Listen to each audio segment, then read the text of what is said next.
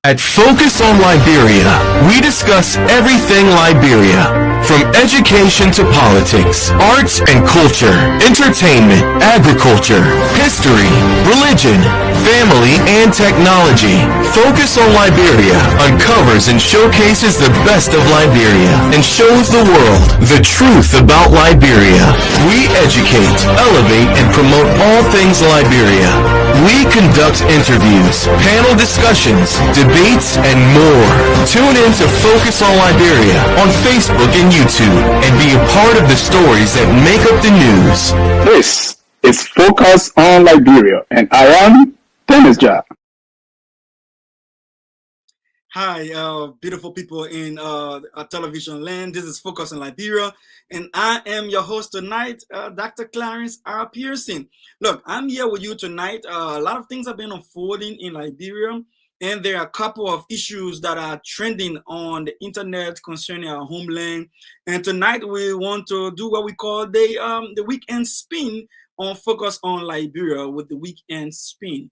Tonight we will be looking at a couple of issues. I'm looking forward to have Elvis join me if he has the time to come on.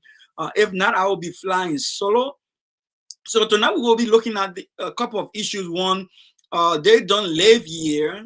The barking dogs, based on President Boakai's recent speech.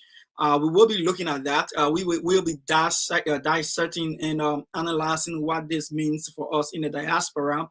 What do we make of these statements that President Boakai made? He said that we do not live in Liberia, those in the diaspora, and we are criticizing the government as they are functioning in the country. He said, listen, at some point in time when you are busy and you want to get something done, and you're walking on the street and you have a lot of dogs barking at you, he said, don't waste your time to stand up, to stop, and start to throw stones at each one of those dogs. He said, if you did that, you will not get to where you are going. He said, it's going to be wasting your time. It's going to be distracting you. So he said, just keep walking, keep moving on. And there are a lot of us who took exception to that illustration. Some people call it parable.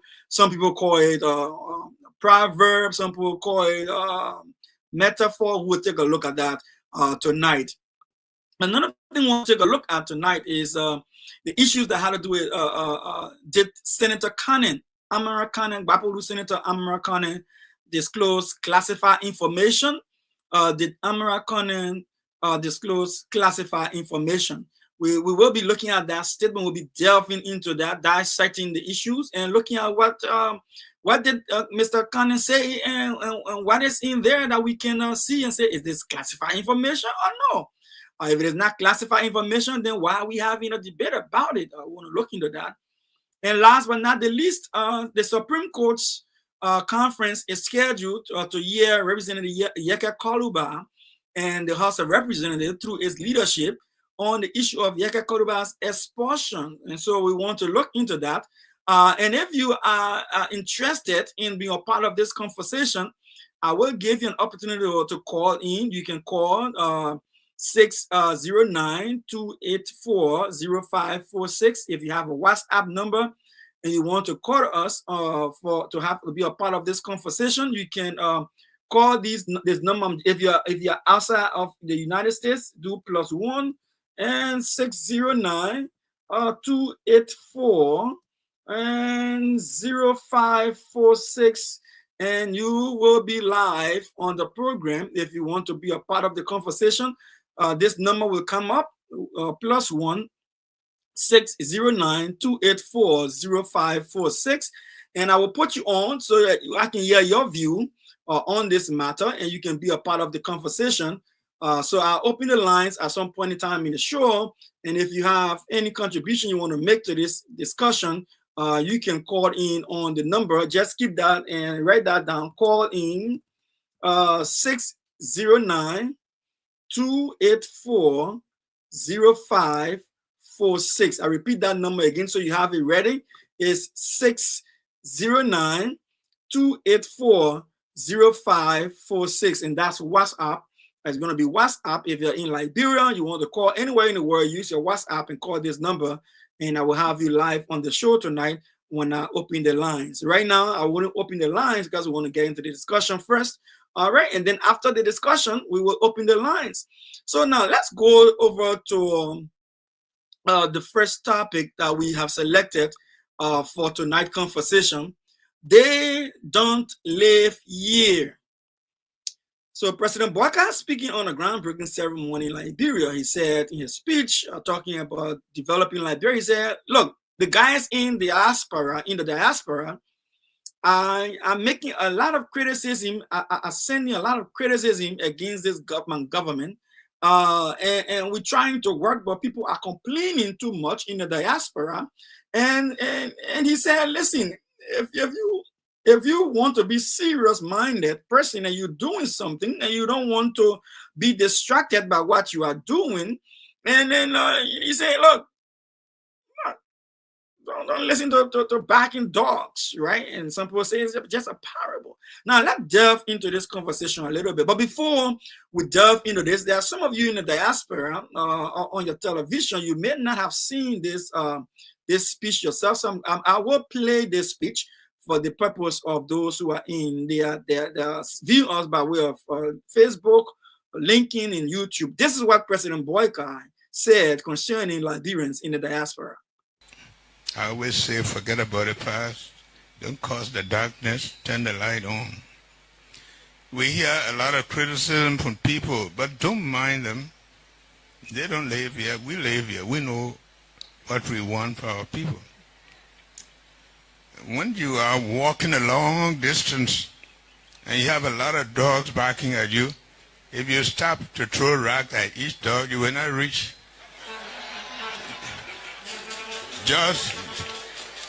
Just move on, move on.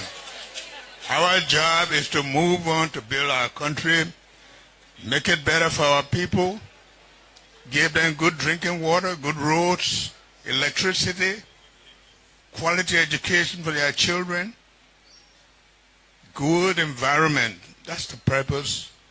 That's why it is stood up to elected for. And this is what we are committed to do.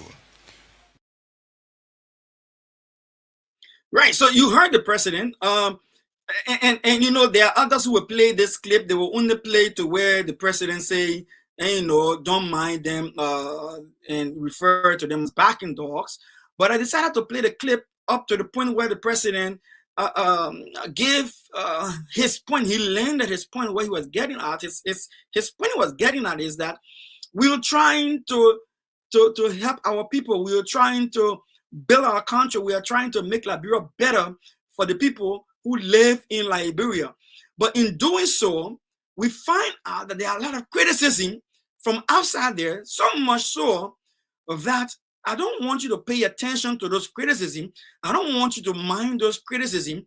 I want you to pay attention to the job that you are doing to provide the services the people need. And in saying that, he used this illustration. When you are walking, you have many dogs along the road and they are barking at you. If you stop to take stone to chunk each one of them, you will not get to where you are going. So in bottom line is that don't mind them. Do your job. Get the people of Liberia job done. So now let's dissect this whole thing, right? Let's start with the first point. They don't live here. So who are the they that do not live here? So we were talking about Liberians in the diaspora. So how did Liberians get into the diaspora? Now, the thing about this section of our conversation is to give you an understanding where the issues are and how did President Boakai is affecting the issue by his statement. So let's go. How did Liberians end up in the diaspora? So we all know that Liberians were all living in the country peacefully until there were this political instability where we had the 1989 crisis with the National Patriotic Front, the NPFL, which also ended up into many splinter groups like the INPFL, the LPC, the Model, the Lofa Defense Force. You can name them. You can name them. You can go ahead and name all the different warring factions. And then besides that, we have intermittent breaks between the war and continuation of the war. Then you have Model coming in, you have Lerd coming in. Now, when you put all of those factors together, the historian will say to us that because of the civil crisis, hundreds and thousands of Liberians were dispersed from the country, meaning they fled the war. For their own safety, they fled the war. A lot of them went to Ghana, some went to Africa, some went to Guinea, some went as far as South Africa, some went as far as the United States, so to Canada, to Europe, to China, wherever Liberians could find place. Some of them went to Libya, Ethiopia, to Morocco, wherever Liberians who have gone to find safety in the midst of war. They all became what we refer to today now as the Liberians who were dispersed or are in exile. And because majority of them in the prolonged civil war, because the war lasted for like 14 years, that prolonged war resulted to them staying into exile so long that some of them got married, some of them have children in exile, some of them got comfortable, some of them got education, some of them have a better job than they had before. Some of them who left when they were like 12 and 13, by the time the war, everything got ended, they were in the late 20s, some of them were in the early 30s, some of them were in the 40s, but now some of them in the 50s, some of them in the 60s. So because they found refuge and some sense of peace to where they find themselves in stability, they feel comfortable now. I think I can stay in where I am in the diaspora and still be of some help to my country. And there are, I should say also, prior to those who left by 1989, there were those who also left from 1980 when the Samuel Doe PRC regime came to power. And those who were in government at the time, after Turbo died, or William V.S. Turbo died, there were a whole group of Liberians also who went into exile. Some of them have never gone back since, and they got children, right? Some of them go back and forth. I know some of them go back and forth, all right? So there were those before those from the 1989 crisis, right? And then not only that, there are also Liberians who left Liberia after the Civil War. The war did not, so I got to be fair, the war did not cause them to migrate outside Liberia, but there were not a lot of opportunities after the war, So say you went through 14 years civil war and a lot is going on. The country is backward. The country is trying to get its footing. People trying to reorganize their lives. A lot of things going on in the country. So some people say, you know what, if I have access to go to for educational purpose, I'm going to leave the country. I'm going to go pursue my education outside. Somebody say, you know what, if I got family and relative outside there and I think they're going to provide me an opportunity to become a better person if I were to travel outside Liberia, I'm going to go hustle there. Some of them did business and they went out. So there are Liberians that are across the world. A lot of Liberians across the world. Some estimate put the Liberians in the diaspora close to around 500,000 to 600,000 Liberians that are spread across the world. Some even want to look and count their children and their grandchildren who are also in the diaspora in addition to themselves. We're talking close to 1 million plus Liberians that are outside of Liberia. They are the diaspora Liberians. And let's take the conversation a little bit further. When the war subsided and people have been in exile for 14 years, some of them have gotten quality education, good jobs. Like I mentioned before, they were not thinking of going back to Liberia to stay, right? So Madam Ellen Johnson Sirleaf, on her administration, encouraged some people and said, listen, the country now is being stabilized. Liberia now needs its bright minds, it's good citizens who got skills and got some talents. Come home and be a part of the developmental process of their country. Come back home, let us build together. So just by giving that invitation out to Liberians, yes, some Liberians went back home. In the process, when some Liberians saw the country getting back on its footing, some people say, you know what, I'm going to go back to Liberia. I'm going to buy lands, I'm going to build house, or I'm going to build houses, or I'm going to do some business there. I'm going to, do something substantive in my native land, right? So yeah, there are Liberians who did that. Right. And then because they did that and they are established in two places at the same time, they're established at home now and they also established in the diaspora. So they go back and forth. And those are the ones you see every now and then. You see every time you see plane coming to RA, you see Liberians coming and Liberians going. Liberians coming, Liberians going. So yeah, there are Liberians who, though they are living in in the diaspora, they are also fully established back home in Liberia. They got the families, the brothers, the sisters, the aunties, the uncles, the nieces, and they got a lot of things going on there. Right? So they still have that, we call it, they feel the umbilical cord is buried in Liberia. So they feel they have a stake in Liberia. They feel that the neighbor string, our people will say in Liberia, they feel the neighbor string is buried in Liberia. So yes, they will go back home. They're passionate about Liberia. So they go back home. And to the extent some of them even helping people that are not even blood relations to them. All right. So these are the people that President Boakai is now referring to. They don't live here. In a broader scheme of things, in the big picture, these are the people that President Boakai is saying they don't live here. Right? And now let me go further into, we dissect, we want to take it apart, so we understand it better. So let's take it apart further, right? So when President Boakai said they don't live here, so when you look at that big picture I just painted, it is not just about that big picture. President Boakai is literally referring to a certain class of people, certain group of people. He's referring to those who are vocal, who are involved in the body politics of Liberia, who are talking about Liberia, who are passionate about what's going on in Liberia, and are talking about what is going on in Liberia, and they're not happy with what they see. And mind you, this might be the very same people who, during the time of the CDC administration, were not happy with what they saw in Liberia, and then they would come up on social media, whether it be Facebook or YouTube, whatever the case is, and they're looking on the internet to see what's going on in the country. And then they were vocal to want to ensure that CDC be moved from power so that another government can come to power that would mean business and do something better for their country, because they still have interest in their country. It could be the same group of people as well. Because don't forget now, those very people who had expectations, it was Konneh who said, manage your expectations after the elections. These are people who have expectations. These are people who are opinionated. They have an idea as to what they want to see happening for Liberia.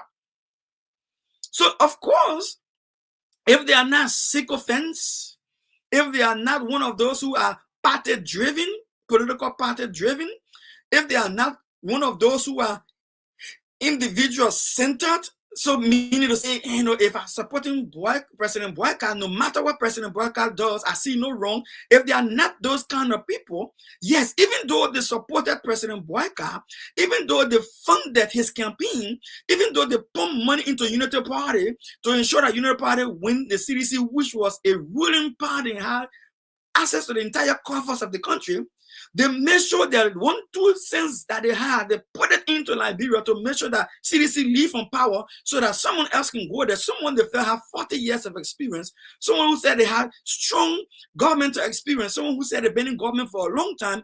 Someone who was believed to have no record of corruption, no ill information about his past history, that person will make a difference. So it will be in the same number of individuals who may be complaining today because they are not satisfied with the change that they anticipated, the change that they were expecting. The change that they were expecting. So because they are not happy with the change that they were expecting, welcome Theo, because they are not happy with the change that they were expecting, and they are in the diaspora, they will be the same one who will say now, listen, we're not happy with what President Boakai you're doing. This is not the reason why we put you there as president of the Republic of Liberia. We are one of those who, when they, like for example, when Stanton Waterspoon maybe having a live show and he's saying, you know what, let us put some money down to increase poor washer to the poor, to the poor washer to the poor, so make sure that the poor and the votes are protected. They were those who give them money. Someone who said we need money for campaign to send people to the rural community. Yeah, there were some of them who gave them monies. Right? So at the end of the day, the problem here is that when they are not satisfied with what they expected of the new government that they supported by removing the previous government, yes, President Boakai, they will feel bad in the same way they were vocal for you and you became president, they will be vocal as well because their desire and their expectations are not being met. So they are part of that. They don't live here that President Boakai is talking about. So President Boakai, you are not just talking about seditions. You are not just talking about any ordinary opposition people. You are talking to people who may have also voted for you, right? Now, let me leave that group. Let me narrow down this thing to another group. So yes, you also, President Boakai, may have thought that you are talking to a group of people who did not vote for you, who did not campaign for you, who did not spend any money for your candidacy to become president. Yes, you got it right. You could be true. You know, that's true also. But the fact remains,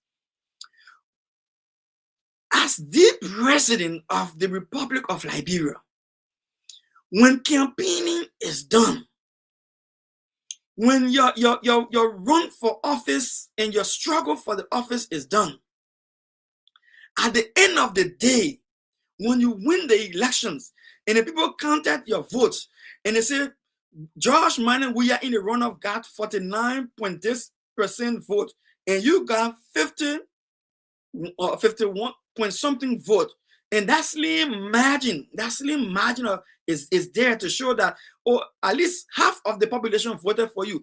That does not prevent the other half of the population that did not vote for you from being your citizens. They are your citizens. They do not have to agree with you to be your citizens.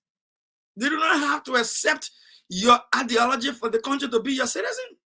Yes, you do not have to accept them to be your supporter as well. You do not have to be favorable to them to say, you know, I like you because you don't support me. No, you have, yeah, you are human. You may have your human tendency, but when you wear the hat and you sit in the seat as president of the Republic of Liberia, of Mama Liberia, you become the president of all Liberians.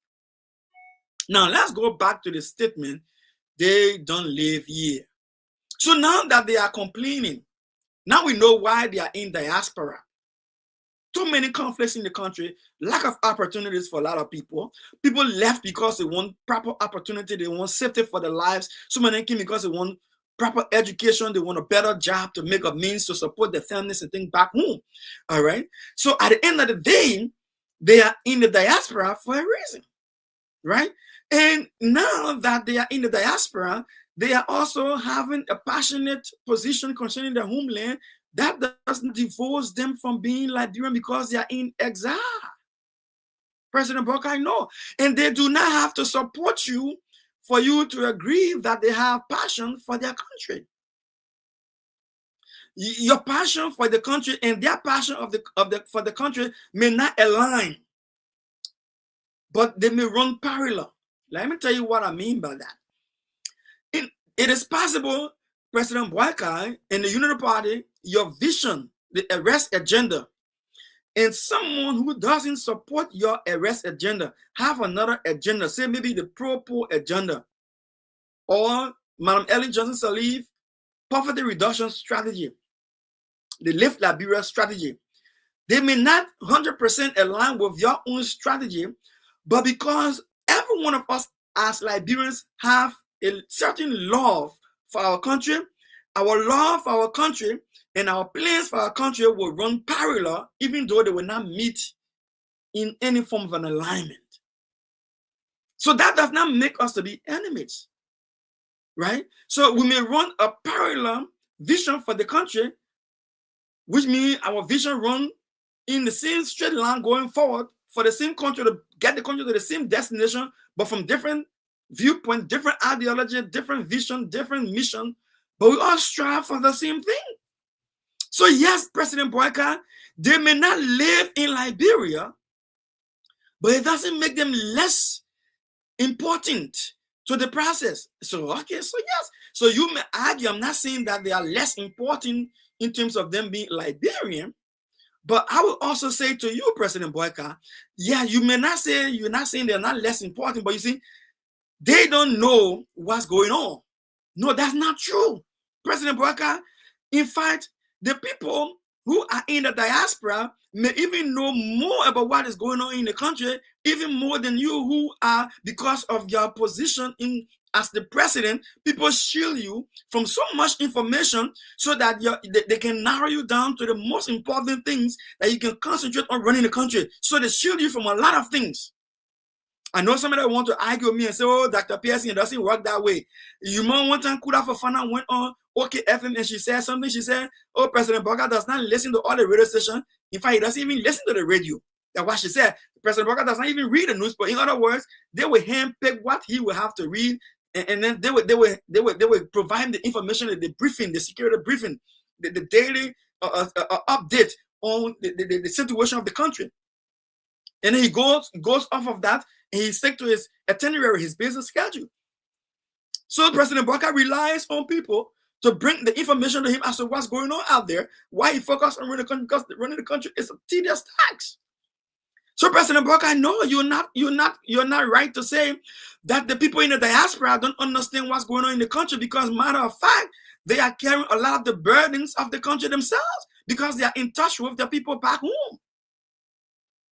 And what they need to understand about what the people going through in Liberia is not only by the phone calls that they receive, it's measured in their pocketbooks, it's measured in the bank accounts. It's measured in how many times they leave where they are in the diaspora to go back home to check on family, check on friends, and stuff like that. So if you're just joining, I'm having a nice time here, a discussion, what I call the weekend spin, and I'm discussing President Boakai remarked they don't live here because they're in the diaspora and they are not domiciled in Liberia, so they don't know what happened in Liberia. No, that's not true, President Boakai. And then that takes us to the next point of his statement. There's a correlation between what he said when he said they do not live here and that they are criticizing us too much. Then he says, if you're walking on the road and there are many dogs along the road barking, he said, if you stop and take stone to want to throw rock at each one of them, then you will not get to your destination. So don't mind them. There's a correlation. The correlation here is that President Boakai is saying in this proverbial expression, this metaphor, that the people in the diaspora can be compared to barking dogs along the road who, if you mind them, you get distracted by their criticism.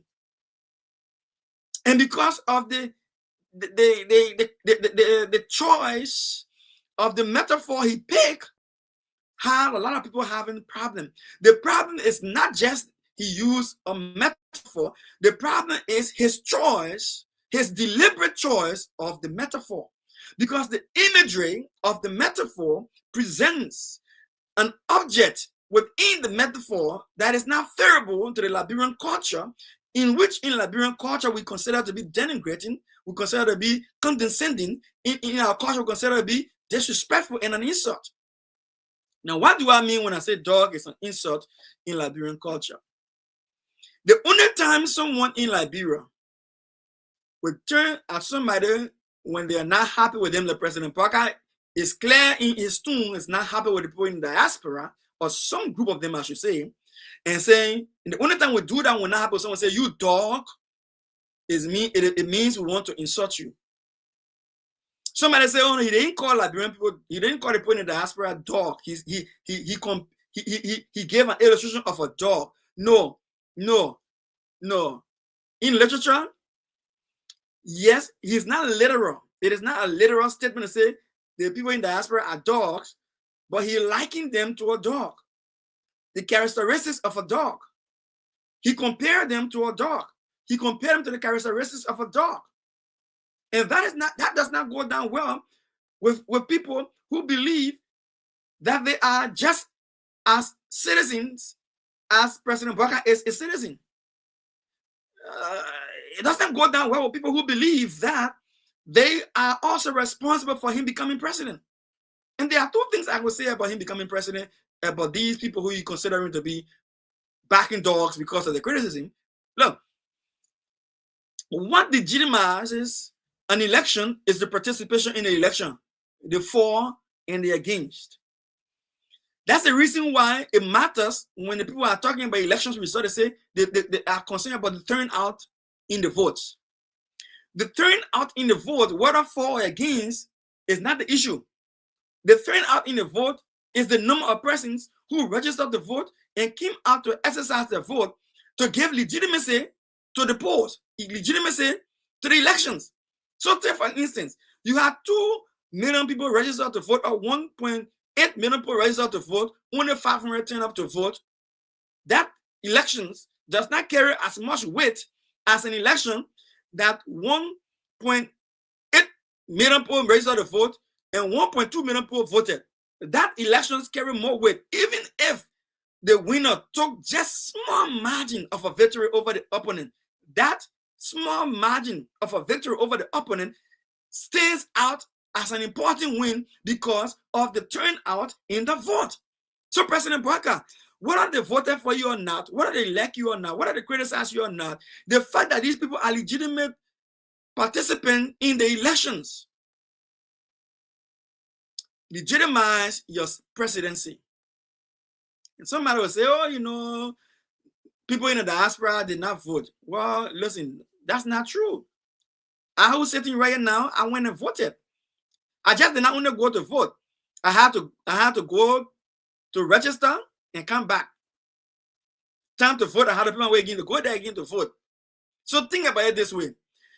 The guys are the people in the diaspora Liberians who love the country and want to be a part of the country political system and political activity. They will have to get on plane, travel to Liberia, pay the hard-earned money, travel to Liberia to register to vote. Those are them who are really passionate about the country. When the time comes for campaign, they will pay their way again, leave their job again, pay their way to go back to Liberia and help campaign for somebody that have interest in the support there for President Boakai. And then because they got to keep their job, they're not, you know, you work small, you keep your mind, you pay your way, you go to the country, you do something, you come back again, work again, you raise some more funds, right? So after the campaign, they come, time for elections, they run back, they vote. If they have something important that they have to do, they will come. Then they say, oh, they may win first round. They're going for a runoff election. Then you got to go back again and go vote. So in some instances, some people may have gone to Liberia, or some people may go to Liberia. Like me, I went there 3 times in the election year. I went there 3 times in the election year. Because in order for me to vote, I had to go to register. Just to register, I don't know how to go back there. They ain't got to go to vote. They ain't got to go for runoff. So let me say this. The Liberians are very important. Those who are living in the diaspora are very important people. And we should respect them for who they are. You cannot refer to your fellow citizens as dogs. Let me give you another edition. Those who will be concerned and say, look, this is just a parable. Don't take it serious. You're overstretching this thing. No, it's not just a parable. Imagine President Boakai being an elderly statesman, an elder of the village, an elder of the town, a respectable man in the town. He went down to the rural community. He went to Foya. The elders are gathered around him. The elders' children are playing in the village. Their grandchildren, their great-grandchildren, everybody running in the village. Their wives and things are playing in the village. And then they're causing noise. And then President Boakai used this parable and referred to the elders' children playing in the yard are causing the noise because they're having meeting. And say, you know, they refer to them in a parable that as though they are dogs disturbing their meeting. How would the elders take it? How would the elders take it? Well, that put it another way. Maybe I went to President Boakai's house. I went to the ministers in his government. I went to President Boakai's house, and we're having a meeting, and we are discussing matters. And then his wife is cooking in the kitchen to get us some food. Then the children running the house in the disturbance. Then President Boakai said, "Yeah, my children disturb." I said, "President Boakai, don't mind it when you know when you're busy and you want to get something done. Don't mind it. You know when you see a lot of dogs running around that are causing noise. Don't pay attention to them. Let that do our work." So how will he feel like? With the first lady Katumu Boakai feels okay if I sit in her house and call her children or grandchildren running the house because I'm minister of government and say, you know, give them some level of connection to a dog in my illustration or my parable. Will she accept it? Will President Boakai accept it? If I call a favorite grandchild, grandchildren, his children sitting around the house, maybe witnessing video game or playing video game. They stay in our meetings and I say, oh, don't mind them, man. When you get a lot of dogs sitting in the living room witnessing show and we're having meeting, don't listen to the dog. If you listen to the dog, you will not get a job. Will he feel good about it? No Liberian want to be called a dog. I guess people say, what's about journalists? You call them watchdog. That is a Western terminology. And not only that, it's a Western terminology. It was embedded into a career. It became a part of the genre of a career, a language of a career. Every career has a lingo. So you cannot take the lingo of that career and think that you can compare it to you in an angry mood and you use it against somebody. It will become a problem. Let me give you another example. I can come in a room and somebody may be sitting near the door and I say, excuse me, and the person will dress, I will pass. If we're having another conversation, the mood is different, the tune is different, I say, excuse me, man, that's another issue. That's a FOLS. We might end up in a fight. So yes, not all parables are harmless. They got parables with negative implications, and they got parables with positive implications. They got parables and they got also metaphors that have a neutral tune. They got some with harsh negative tunes, some with positive tunes. So yes, at the level of the presidency, our president should be able to be a measure in how he speaks to his people. So for those of you who just coming on, let me play this video again with President Boakai, and then we can move on to the next topic. I always say, forget about the past. Don't cause the darkness, turn the light on. We hear a lot of criticism from people, but don't mind them. They don't live here. We live here. We know what we want for our people. When you are walking a long distance and you have a lot of dogs barking at you, if you stop to throw rocks at each dog, you will not reach. Tell me, does that sound presidential to you? Does that? If somebody did that to you in your house, to your children, or to President Boakai children, or his wife's children, family members, how will you take that? If people started to use, just pick any kind of parable or any kind of metaphor and just use it on the presidency, and we just say, oh, that parable, oh, that metaphor, oh, that idiomatic expression. Some people, I heard somebody say on social media, it's an idiomatic expression. It doesn't mean any harm. It's not literal. It may not be literal, but it may be denigrating. It may not be literal, but it may be disrespectful. And so you got to know how to draw the line between what is disrespectful and what is respectful. How you speak to people. It's just courtesy. All right, let's move on before I go to the next topic. Now, just before we took our budget to 1.2 million, 1.1 million, 1.9, almost 4 million, let me tell you something. The people in the diaspora themselves and the money that they send from across the world to Liberia, before we went to 1-point-something budget, 1-point-something billion budget, Liberians have been sending close to $800 to $850 million annually to Liberia, helping family members, relatives, and loved ones. People who President Boakai said they probably know about what happened to them. These are the people who send you $800 to $850+ million every year. And I'm hearing this year, 2026, is even higher because of the increasing living condition. And you have the audacity to talk to them like that and say they don't live here, they don't know what's going on here. No, President Boakai. These are people who paying family member hospital bills. They know what's going on there. These are people who paying children university school fees. They know what's going on there.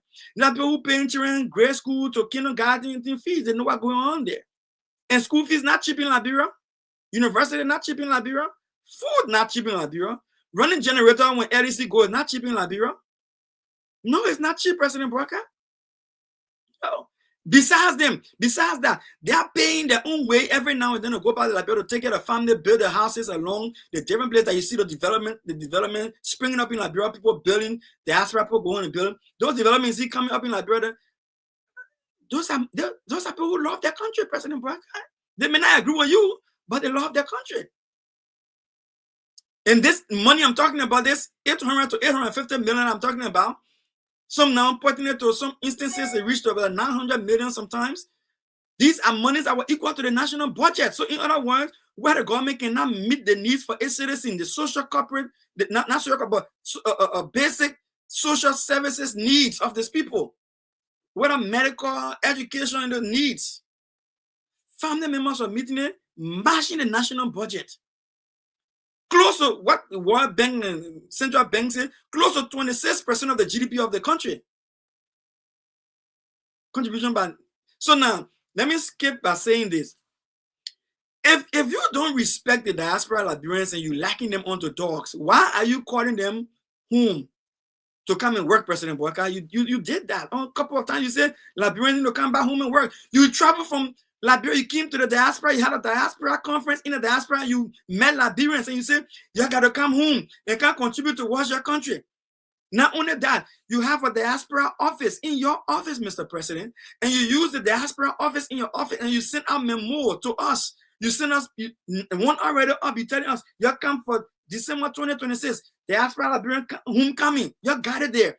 So how do you come home to a president who will not want to hear what you have to say concerning your country because you don't have the same mind, you don't think the same way? President Boakai, a good leader, sell his vision to his people.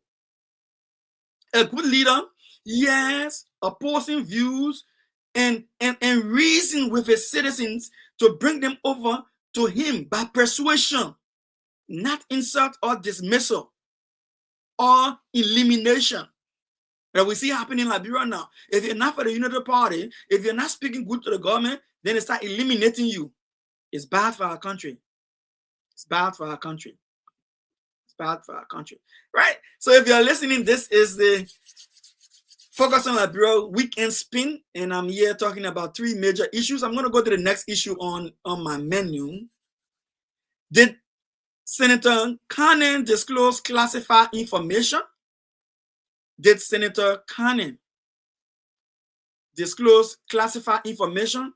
By the time I finish with the third topic, I will open the lines and you can call this number to be a part of the show and to give your views.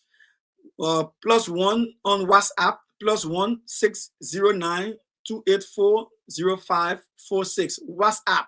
Use WhatsApp. If you use the regular line, you will not get it because my phone is designed to reject any number that is not saved in my phone. So it will reject your call. So use WhatsApp. On black WhatsApp for it to come through to me. So use WhatsApp.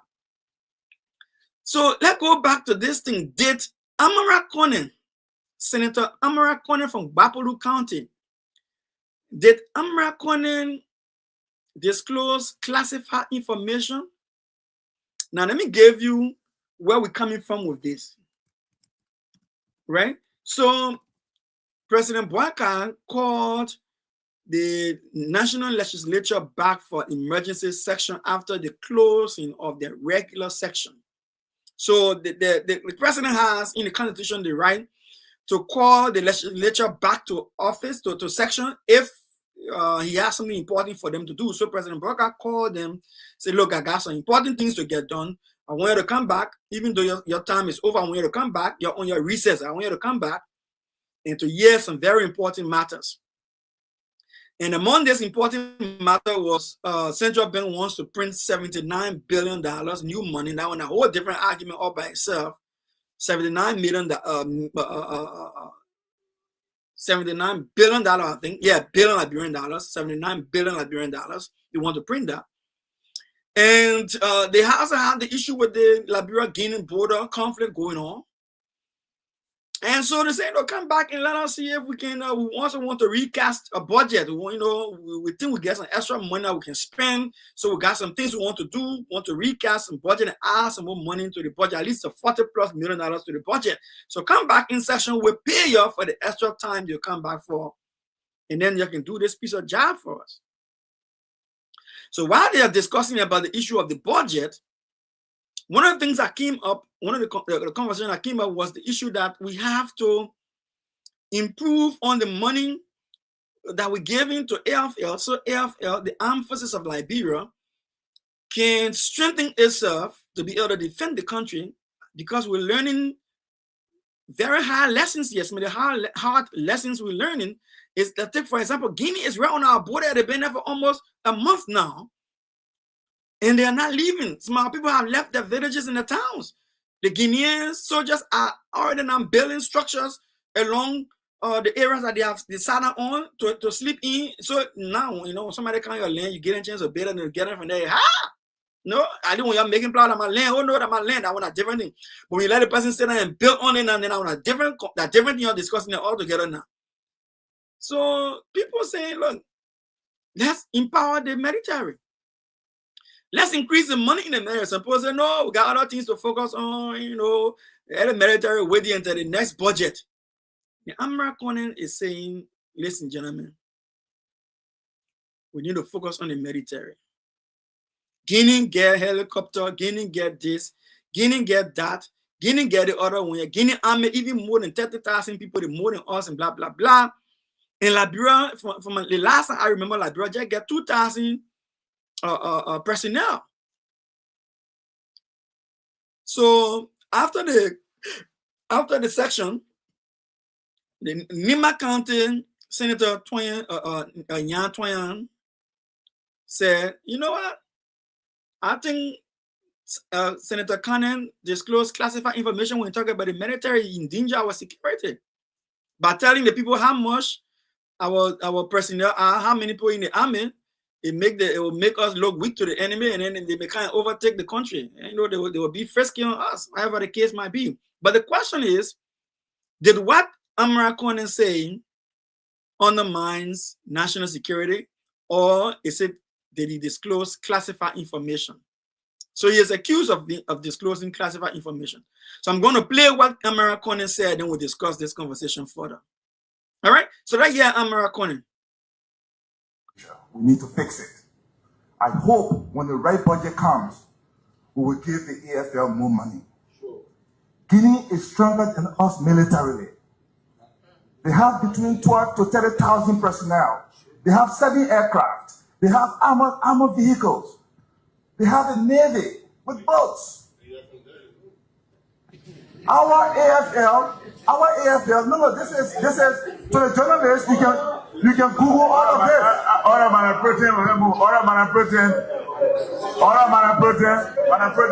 You can Google all of this. What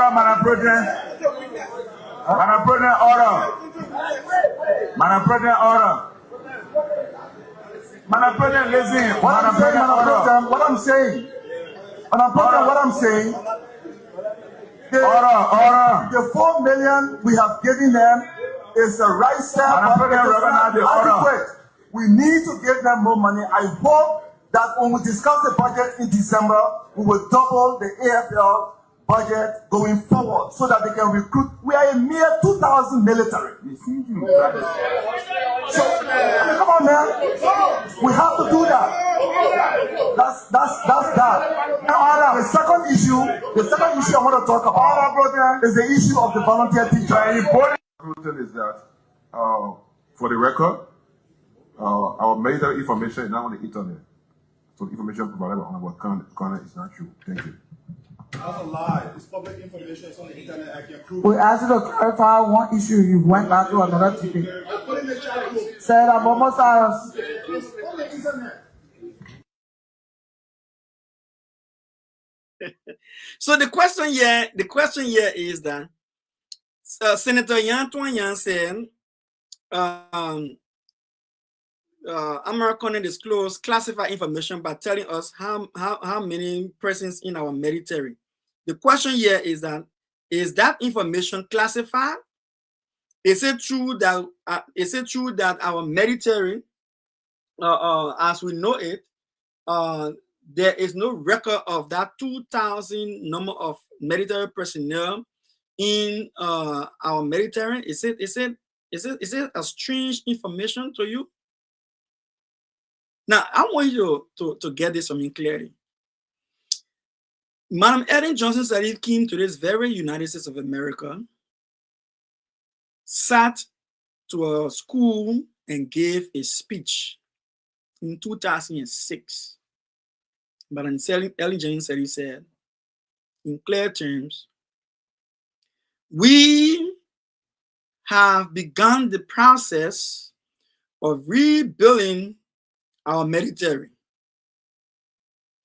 And not only that, we have ensured that with the help of UNMIL and others, we will disband the current AFL, and we will train 2,000 strong armed forces of Liberia personnel. Ellen Johnson Salif. Public information. Beyond that, if you went to any of our UN partners in Liberia that deal with the AFL and look in their reports, or some of their reports, maybe they can say they're doing, analysis or background history, like they want to discuss. They're doing background history and discussing AFL. You will see it written in the reports that even 2,000 that American talking about, that $2,000, that 2,000, let me say $2,000, that 2,000 personnel is lower than what Amara said. It is about 1,800 and few, and a little bit more over that, 1,800 plus in some of our partners' reports on Liberia. Why am I saying this? We are not saying that it is not a problem for us to be making a big story about our vulnerability, right? So somebody would say, yeah, I know it may be public information, but the fact that the senator elevated it at that level of conversation, it means to say that he's making Liberia vulnerable to the enemy. There is nothing that Amara Konneh said that Guinea does not know about. That is not public information. So for something to be considered classified information, that information must not be known to the public. That information must be known to a few group of people who are considered, who got certain security clearance to that information. And because they got security clearance to that information is not public information. That information cannot be found in the public. That information is stamped, classified. For that information to be on stamp classified, it must be on stamp by saying declassified. You cannot have the number of AFL personnel trained by UNMIL all in major documents around the world, and then when the senator is advocating that that vulnerability must be addressed in the national budget, and then you want to skip the major conversation, which is the money that must be given to the budget to support and address that vulnerability. But you want to use the vulnerability against the man who's asking you to address the vulnerability, and you want to target him. It's wrong. And again, another thing we should take into consideration is where you need to remember this. Where did Senator Amara Konneh gave this information he provided, which is an open information, like I said. Ellen Johnson said this in 2006. It's in her speech to a university that she gave a speech to. And not only that you go on my page, my Facebook page, look for Clarence Pearson. You see my guy with the whole article about that. You can see this. I put the whole speech there in the article. So you go look there, you see Ellen Johnson. I decided to use Ellen Johnson. I didn't want to use the UNMIL report and other secondary report or the one that they put on Google. I used Ma'am Ellen Johnson because she was a sitting president. So if it was a classified information, she wouldn't have said it in a speech at the school graduation. She would have not disclosed classified information in a speech to a school graduation. So the fact that the sitting president at the time spoke in a speech and said Liberia military is 2,000, right? It's not classified information any longer. So it's a public information. That's what I'm saying in short. So no, Konneh did not do any disclosure of classified information. Konneh talking about it is no different from Ellen Johnson herself talking about it. It's no different. So if Ellen Johnson talk about it, does it make it different when Amara Konneh talk about it? Let me put it another way. When Amara Konneh talk about it, is it different from how UN staff in Liberia would talk about Liberia got 2,000 military and just 400 of them are female? Go along your UN, go along my UN report. That's clear as day. They say Liberia army strength is 1,800 and blah blah blah. The female component is around 400 and change of. It's public information, right? So I don't want to overstress that. But what I want to bring to your attention is this seems similar statement was made by Darius DeLong, the friend to the president. Let's see. So why I say that we didn't hear this much noise like we hear about Amara Konneh? Let's hear Darius DeLong. When something happens to your country, in your country, there's always some good in some bad. Yeah. What is happening at the border with Liberia and Guinea is an eye-opener, should be a wake-up call for us in national leadership to come to the defense of the country. I know for a fact that, and people who know, the strength of an army is not just the number of persons in the army. You can enlist everybody, the entire population of Liberia that is of age, enlist all of us in the army. If there is no logistics, the sophistication of that, forget it. And in this modern day and age, you need technology, right? Intelligence. Your arsenal, not a football team, man. Not a football team. The kind of weapons, military-grade weapons that you have. How strong is your naval force? Do you have an air force? We are a country that don't even have a presidential jet. We don't even have a helicopter for our army, our police, all these things. So the father, I'm talking about these things, like hosting, logistics, military-grade weapons and all this stuff. So So why are we making a big deal over what Amara Konneh said that is available in President Ellen Johnson Sirleaf's public speech in the international community at a graduation? Why are we making issue of what Senator Konneh said when it's all in UN documents? They get it there talking about Liberia Army. They say, Liberia Army is a strength of 2,000 and X amount of women, X amount of men, X amount of infantry, the one at the other department. So why then yet Senator Darius DeLong saying similar thing? He talking about our army is not prepared. No, and he talking about the same border issue. He's talking about the same Guinea issue. So why? So there are some of us who have this theory, right? We have this theory that in the same way that President Boakai tried to dismiss diaspora Liberians who are critical about him and trying to criticize his government and saying that they are dogs, they are barking dogs, nobody should pay attention to them, they shouldn't mind them, they shouldn't mind us in the diaspora because we are just nothing like but barking dogs. And we don't know what Liberian people need, stuff like that. So it appears in our mind that they're trying to do the same thing in Liberia to shut down people who got critical voice, people who disagree with the government. So if you don't agree with the government, they want to shut you down. So they cannot shut some of us down in the diaspora. Lord, tell me, you're not putting food in my pot. No, you're not paying my rent. No, you're not buying my gas. No, you're not paying my car notes. No, you're not paying my life insurance. No, you're not paying my medical insurance. No, you're not. I don't need dime from you. No, President Boakai, I don't need your dime. I don't need to come to your house to get one bag of rice from you. No, I don't need your job. I don't. I don't need you to call me and say, oh, Dr. Piercy, I'm calling you to come and be my houseboy or to come and be appointed as deputy minister for the peace building office when no peace building office is there, like Mark Japate. No. So no, I don't need those things, President Boakai. So the question is, why are they targeting people?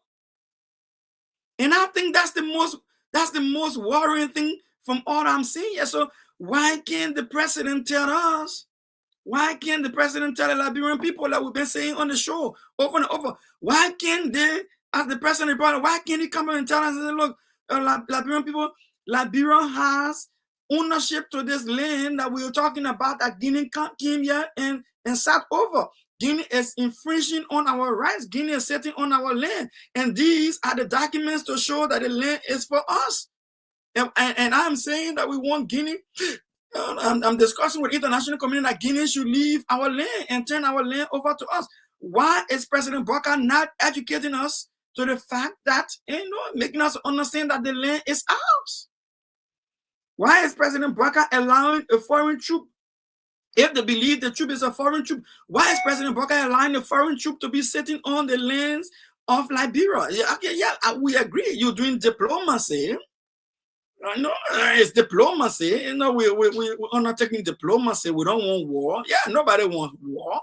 I was sitting here, I don't want war. I got investments in Liberia. I don't want war. I got things going in Liberia. I don't want war. I got family members in Liberia. I don't want war. I guess situations and circumstances happening in Liberia right now that I hold dear to myself. I don't want no war. Yeah, I want negotiated peace. I don't want negotiated discussion. I want diplomacy. But what have we learned in education, in school, in high school, grade school, kindergarten, nursery, elementary? Why didn't you put in clear terms, do a viable research and come and tell us based on the Franco-Liberian treaties that were held back in the days, in the 1800s? These treaties have demonstrated that this is Liberia line, this is Liberia demarcation, this is Guinea demarcation.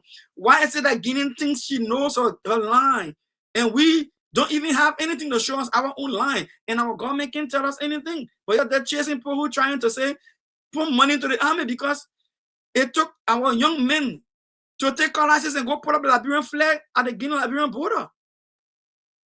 AFL up to now has never been deployed there, right? And even with the immigration people that went there, with the SOD man that went there, a PSU man that went there, can they stand up to an active military force on Guinea? No, they cannot. So when Konneh is saying, and Darius Delon, and they're saying that, look, we need to equip our Mediterranean, what is the problem there? What is the problem there? I think President Boakai going after Mr. Konneh is the same way they went after Prophet King. It's the same way they went after Yeka Koluba. It's the same way they went after Speaker Kofa. It's the same way now they're going after Konneh.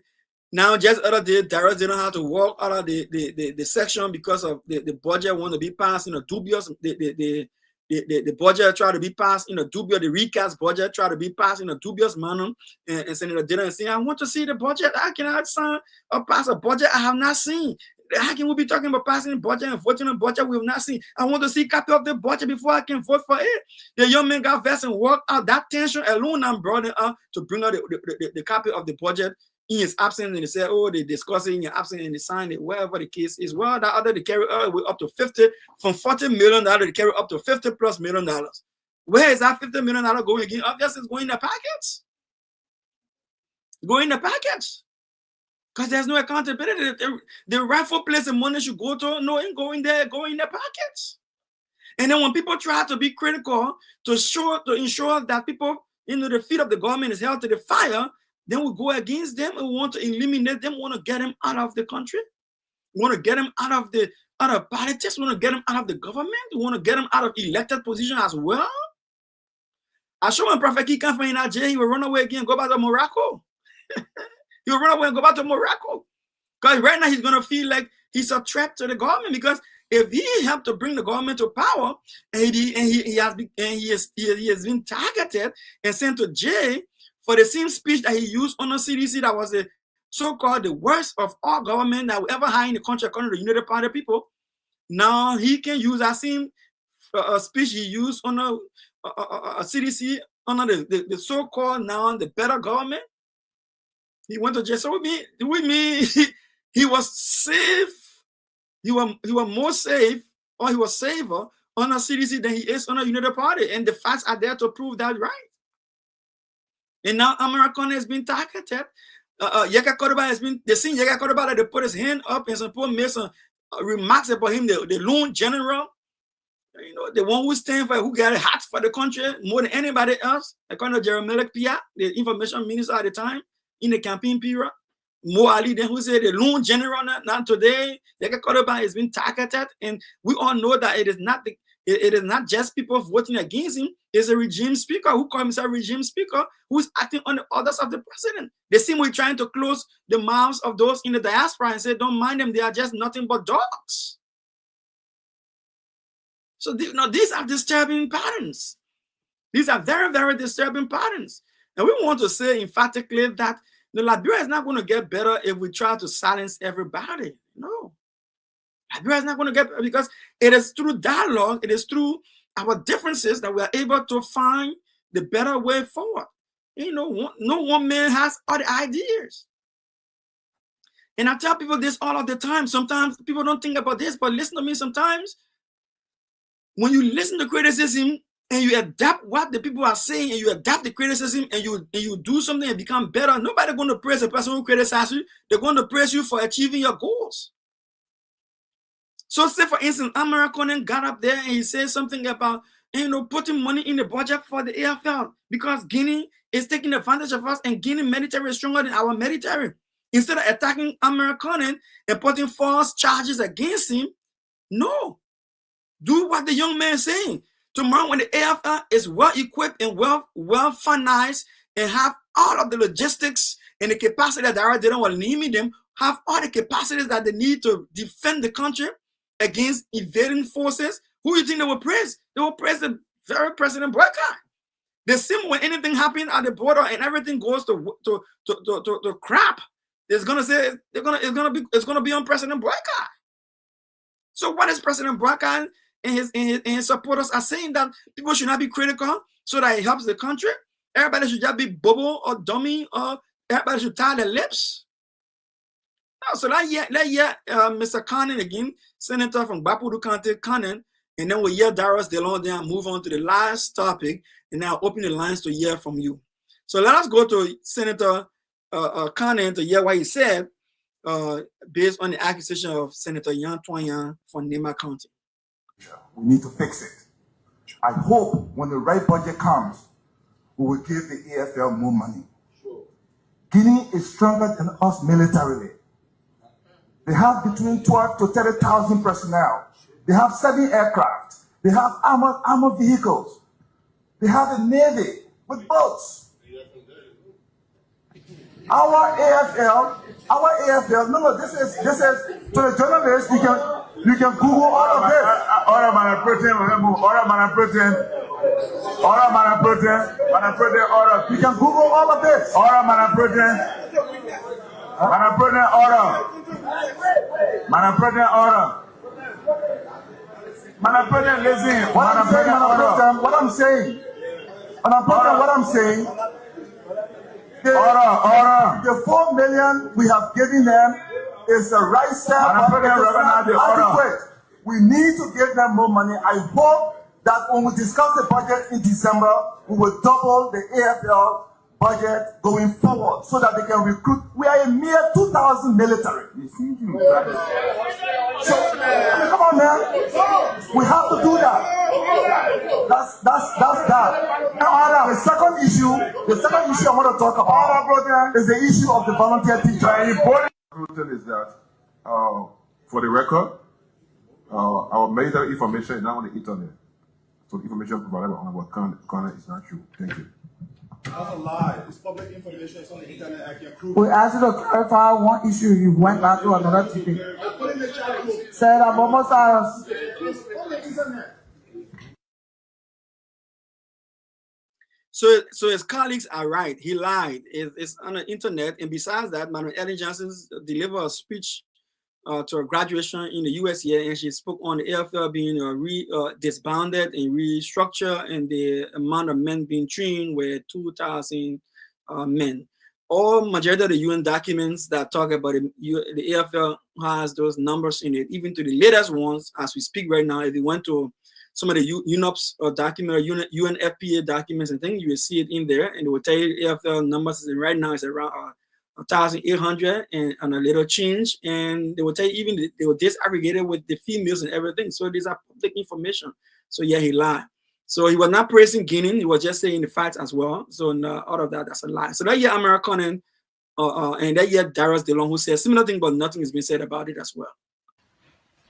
When something happens to your country, in your country, there's always some good and some bad. Yeah. What is happening at the border with Liberia and Guinea is an eye-opener, should be a wake-up call for us in national leadership to come to the defense of the country. I know for a fact that, and people who know, the strength of an army is not just the number of persons in the army. You can enlist everybody, the entire population of Liberia that is of age, enlist all of us in the army. If there is no logistics, Yeah, the sophistication of the army. forget it. And in this modern day and age, you need technology, Right.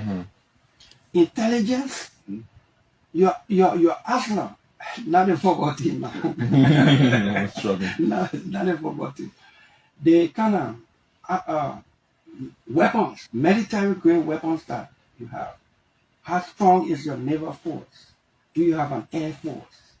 We are a country that don't even have a presidential jet. We don't even have a helicopter for our army, our police, all these things.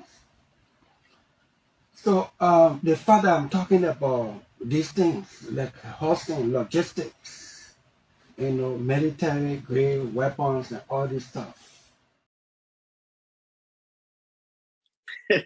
So Darius Delon is right. He's also right. So we should pay attention to these things, and I think we should fix it rather than targeting people. We should see the importance of what they're talking and support it rather than trying to target them. And let me make this clear before I leave this topic. Again, all of the information Amara said are public information from Madam Ellen Johnson herself speaking in public speeches to all of the major technical UN documents we have available. They are all in there. So he didn't say anything that was classified. So no. And then let's move on to mention also that according to the Liberian Constitution, if a senator or a representative, if they're in chamber, whatever they say in there during the regular session, they cannot be held liable for it. It is in our Constitution, so that whole thing about investigating Amara Konneh or nonsense is not going to happen. So let's move on to our next topic for tonight before we open the lines. And like I said, I'll open the lines. You can call me on this number on WhatsApp, call only +1 609 284 0546, and you'll be live on this show to give your view. But before I open the lines, let us go over this founder conversation. The Supreme Court is going to have a conference on Wednesday, this coming Wednesday, and the Supreme Court is going to be hearing Representative Kaluba versus the House of Representatives through a speaker, the deputy speaker, and the chairman on rules and order, who is not Jeremiah, but Richard Kuhn, the Speaker of the House, Thomas Fala, the Deputy Speaker of the House, and they even call for the Chief Clerk. Don't forget, the Chief Clerk is the one who says she didn't receive the communication from the Supreme Court, so they want to find out from her because they have documents of returns that the sheriff brought back to the court and said, listen, we served this notice, but then they said they didn't receive the communication from the Supreme Court. So they're sending for the Chief Clerk as well. And last but not the least, they're also sending for the chair on the Rules and Order Committee in the House of Representatives, James Konneh.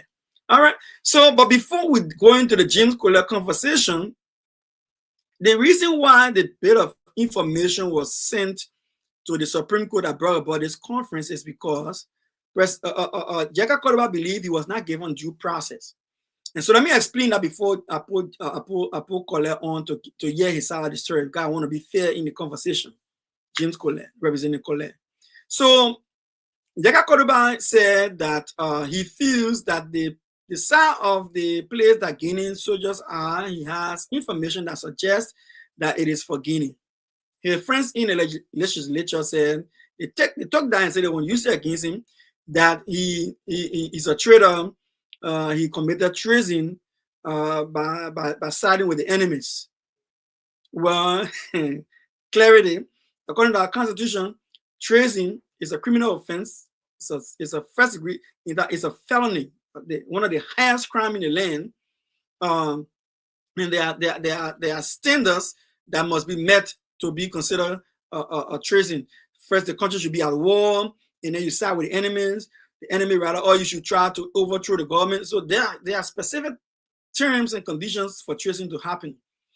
Now, the president who have announced state of emergency and said Liberia is in conflict with Guinea, and if somebody go and side with Guinea in any way, try to support Guinea, any manner or fashion that they would deem, according to them, in the words, siding with Guinea, who be treasonous. But Liberia is not at the war.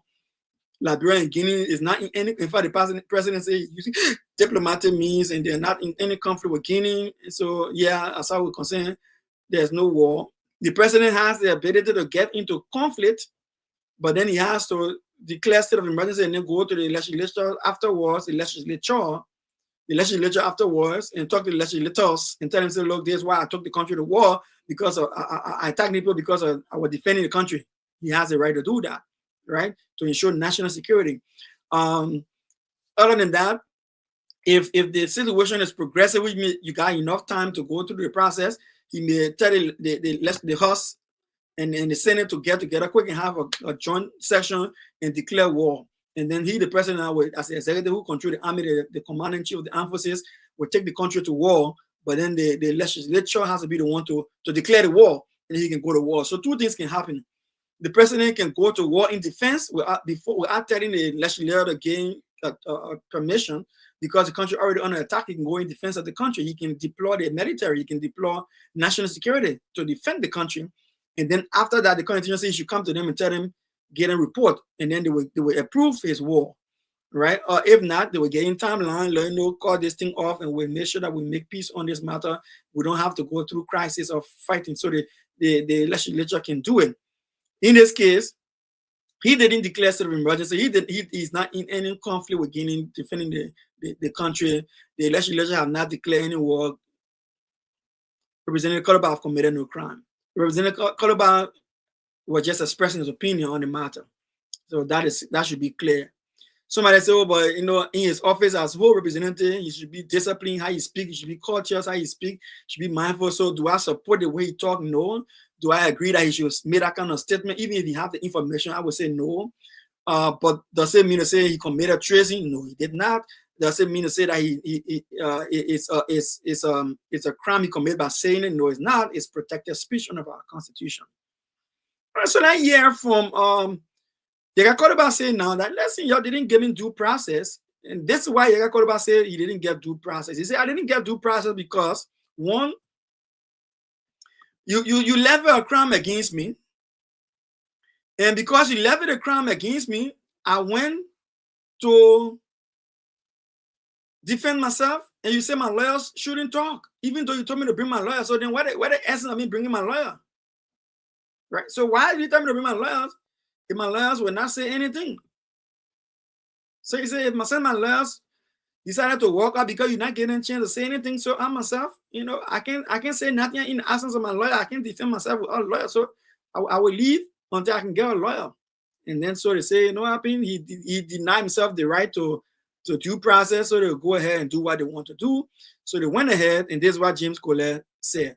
The responsibility to bring forth their individual recommendation to be forwarded to plenary. But remember that those individual recommendations will not be forwarded. It is intended for the committee. And when it's brought to the attention of the committee is going to have debate on it. And this is a rule-based house. It is run on the basis of the opinion of the majority. So there will be a series of decisions in terms of voting on those way forward or recommendations that will be brought. Those ones that will have the numerical strength to be passed on will definitely be forwarded to plenary as recommendation of the committee. Honorable Konneh, my name is Boakai from Rep. Konneh and his lawyers have complained about not being accorded due process. That's why they walked out. What do you have to say? No, I don't think qualified lawyers are complaining of not being accorded due process. I don't think so. I think you were here. You can also inform the public as to whether they were accorded due process or not. Now, what they say, you as a journalist covering the process, you were here when Orokolova wrote for the first time and requested for 5 days. And 5 days, he was given 2 days. Is there not due process? Was that not due process? I'm asking you. You tell us. No, not telling you. I'm asking you. I'm saying to you, you witnessed the process. The man requested the first time for 5 days. And in the Western the committee, he was given 2 days. So I'm asking, was that not due process?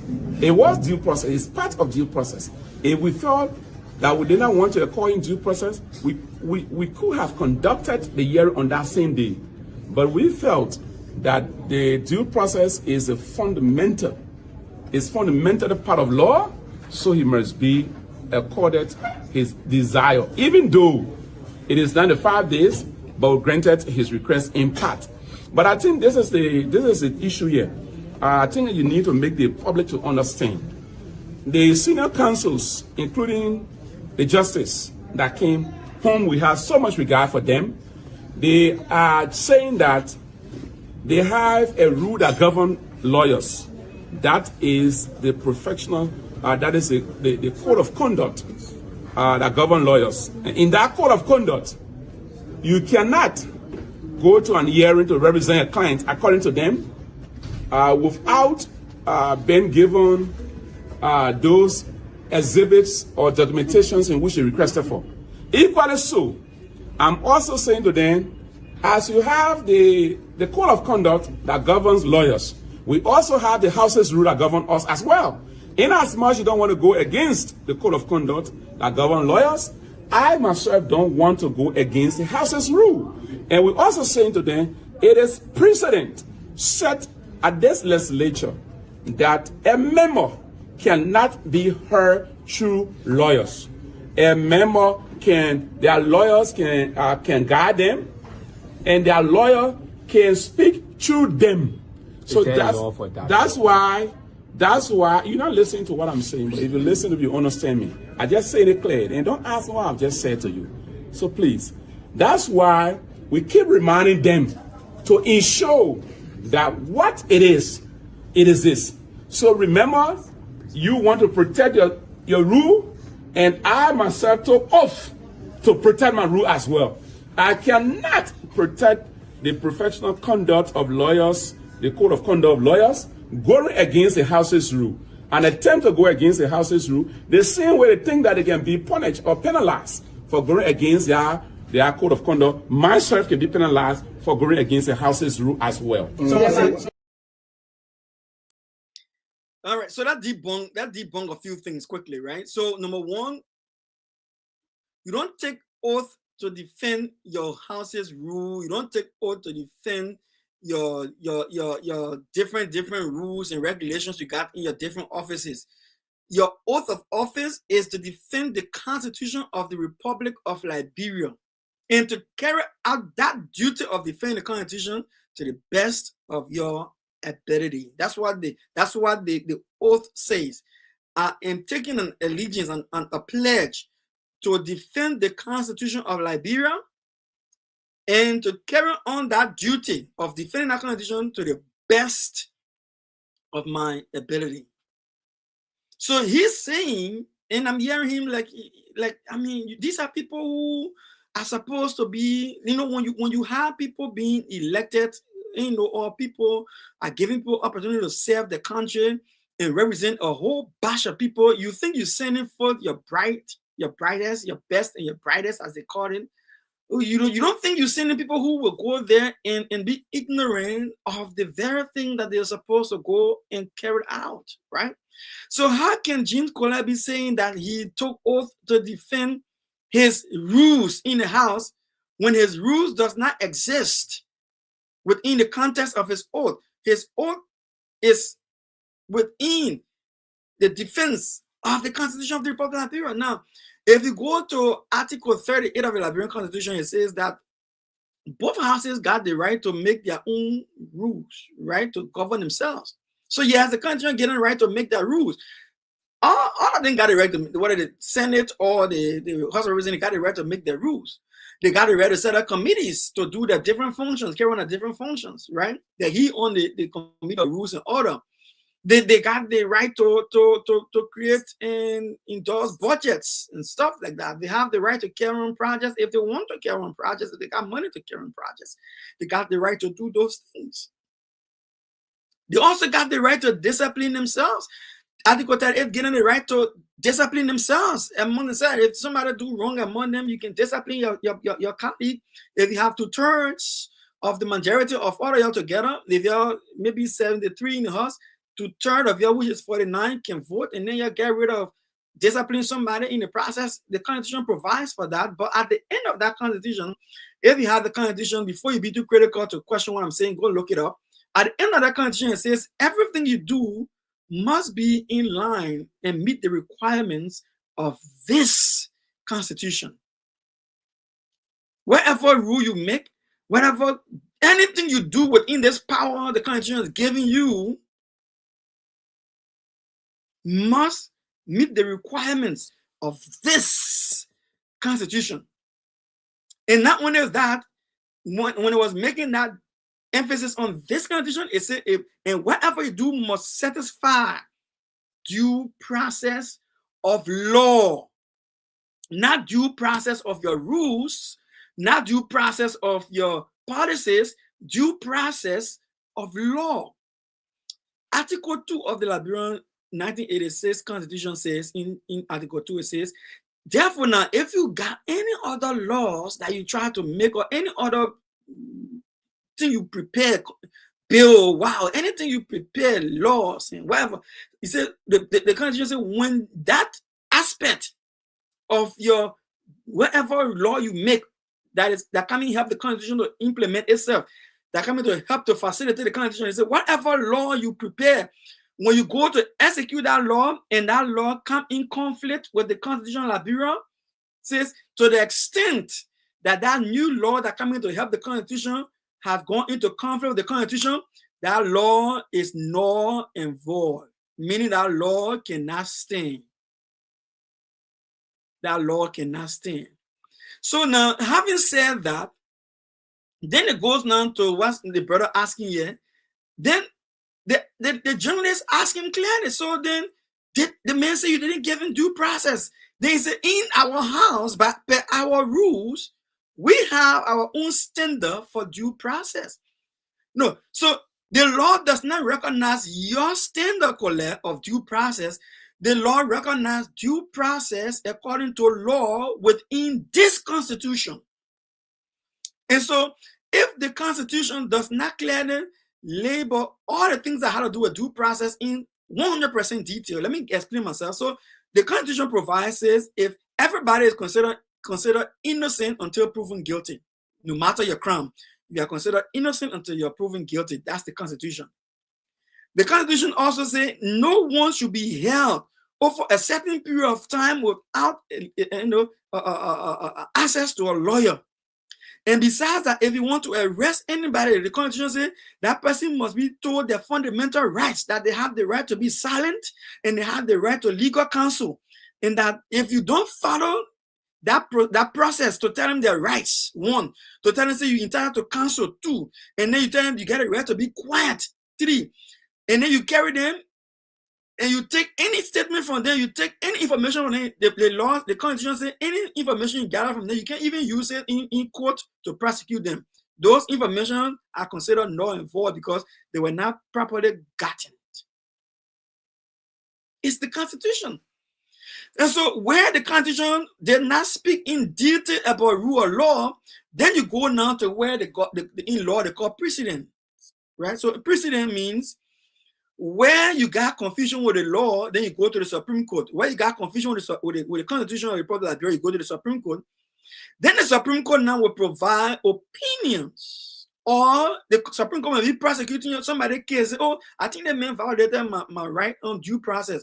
When the Supreme Court go discuss that due process violation, whatever the Supreme Court justices will say about what due process is, in the case of Liberia, Wola and other cases, due process involved, the man must be entitled to a lawyer which means for due process to be satisfied, the man must be entitled to a lawyer, which it did for Yeka Koroba.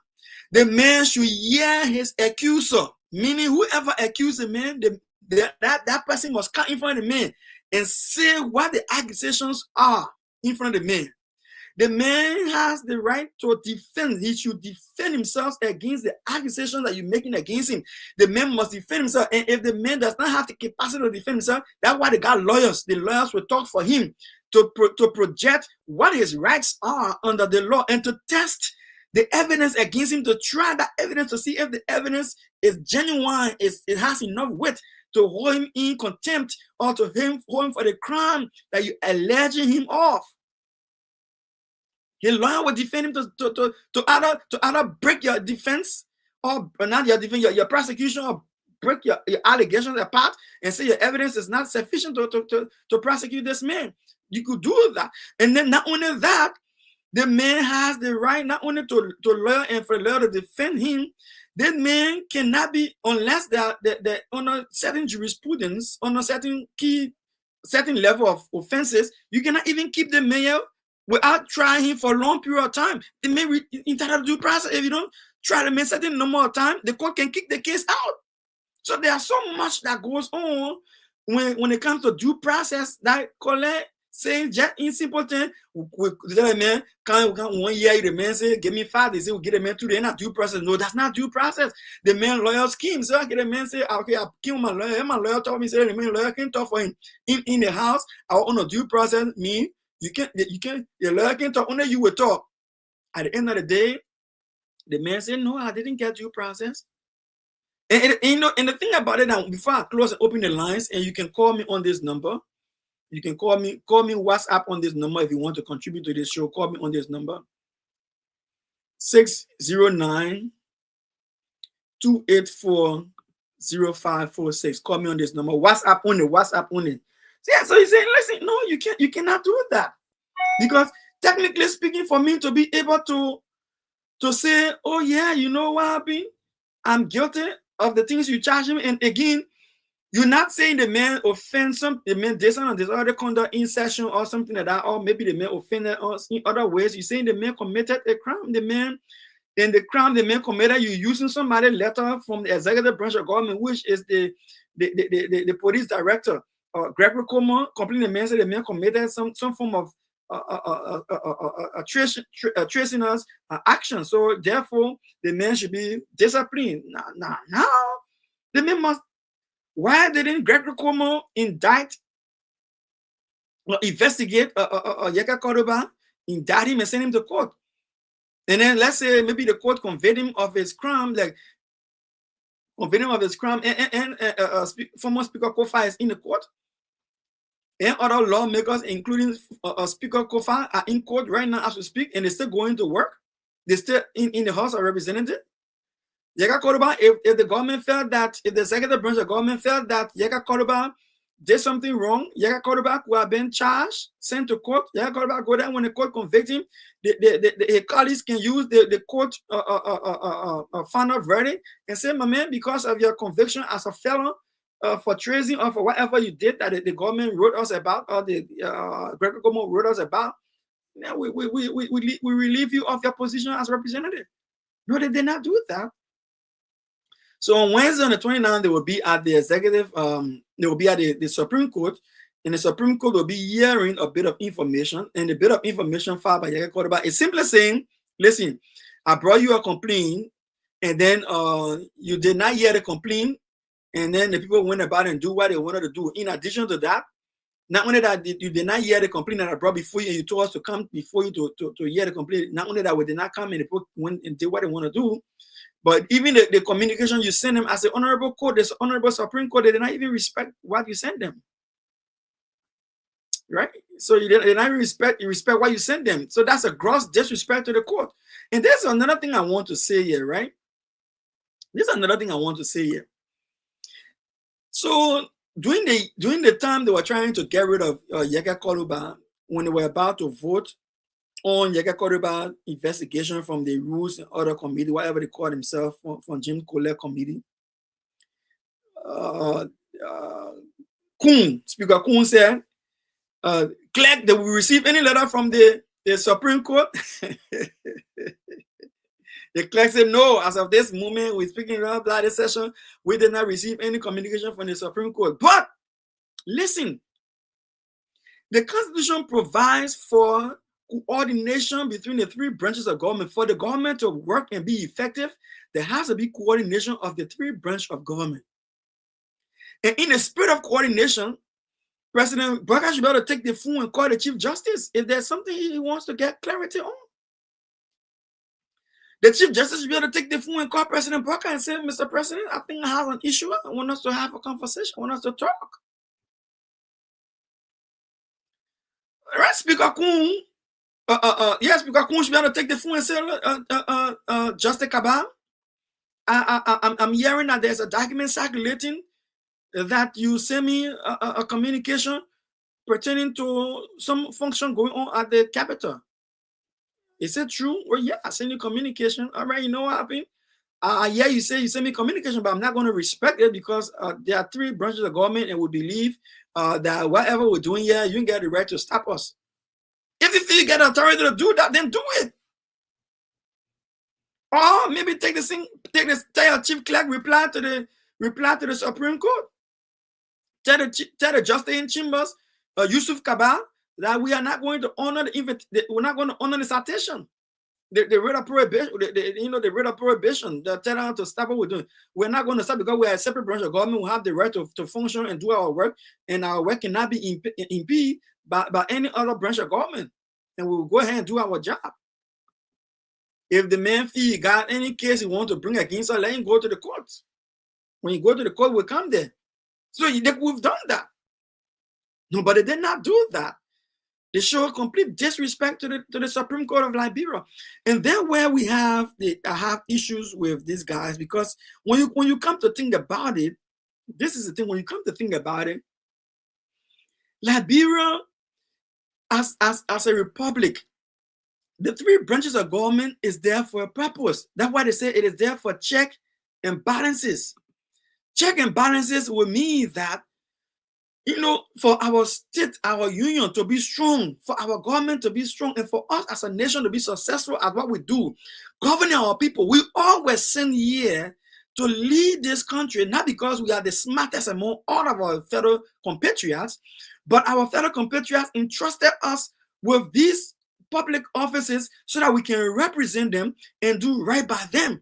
So for us to do right by them, one person don't carry all the knowledge. So we have three branches of government, and the Constitution is so unique. It says, let each three branch of the government separate the power so that each can call each other to check. The other one can call a friend to check. The other one can call a friend to check. The other one can call a friend to check for check and balances. And there should be coordination of the three branches. You talk to each other. You talk to each other so that you can deliver for the Liberian people.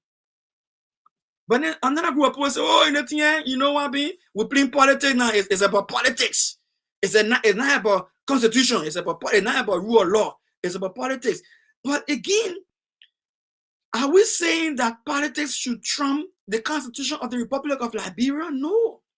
Should politics trump the rule of law? No. In the absence of the Constitution, there will be no presidency. In the absence of the Constitution, there will be no House of Representatives. In the absence of the Constitution, there will be no House of Senate. There will be no government officials. Because in the absence of the Constitution, there will be no distribution of power. So to offend the Constitution, to disrespect the Constitution, because you feel now the Constitution gave you power, then it becomes a problem. It's problematic for the Union. It's problematic for the Republic. Then we are bordering on conflict. In the near future, we are bordering right back to the same place where a certain group of people in the society felt like certain people were marginalizing them, certain people were dominating them, certain people had too many uncontrolled powers, so that other people say, you know what happened, we'll take our guns and come and take the power from you too. And nobody wants us to go back to that. So we need responsible leaders. We need responsible leaders. We need leaders who are not just there because, they want to just do anything they feel like doing. They want to uphold the rule of law, because what you do today is set example for the next generation tomorrow. Sets the example for the next generation tomorrow. So I got serious problem with James Konneh. So with that being said, the justice in chambers, Yusuf Kaba, Justice Kaba, we hear them on Wednesday, and two things could happen when Kaba hear them. Two things can happen. Kaba, Yusuf Kaba could say, Justice Kaba could say, you know what happened? Defend to me why you feel or you think that you accorded this person due process under the Constitution. Because if you violate due process according to the laws of the Constitution, which is the constitutional inherent right, it is the mere birthright to due process. If you deny due process, tell me why you think you thought in your mind that you accorded him due process. Let me hear what you think due process is. James Konneh, you are not going to tell Justice Kaba due process according to the National Legislature, the House of Representatives is. Come with your lawyer will be quiet, your lawyer will talk in your ear, then you talk for yourself. Your lawyer talk in your ear, you talk for yourself. You can talk, the lawyer can talk for you. The person who brought the accusation against you is not present to lay the accusation before you. And you do not have the opportunity to challenge the evidence of that accusation, to test the evidence of the accusation to see if it's strong enough to convict the man of what they accuse him of.